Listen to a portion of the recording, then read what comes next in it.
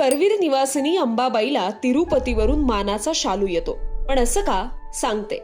तर एका आख्यायिकेनुसार भृगुर्षी हे देवतांची परीक्षा घेण्यासाठी देवतांच्या लोकात गेले. तेव्हा ब्रह्मदेव आणि महादेवाला शाप दिल्यानंतर भृगुर्षी वैकुंठात गेले.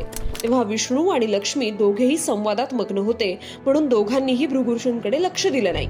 त्यामुळे रागाच्या भरात भृगुर्षींनी श्री विष्णूच्या छातीवर लाथ मारली. प्रहारानं सावध झालेल्या विष्णूंनी भृगुर्षींना दिलेल्या त्रासाबद्दल माफी मागितली. छातीत प्रहार केल्यामुळे पायाला त्रास झाला असेल म्हणून विष्णूंनी ऋषींचे पाय धुवून त्यांची सेवा केली.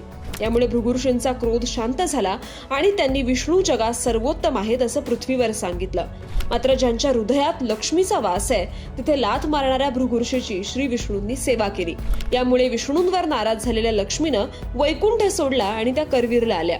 या पौराणिक संदर्भाच्या आधारावर तिरुपती मंदिराकडून दरवर्षी कोल्हापूरच्या अंबाबाईला शालू दिला जातो. 1853 साली तिरुपती मंदिरानं अंबाबाईला शालू पाठवण्यास सुरुवात केली. तर ही प्रथा तुम्हाला माहित होती का?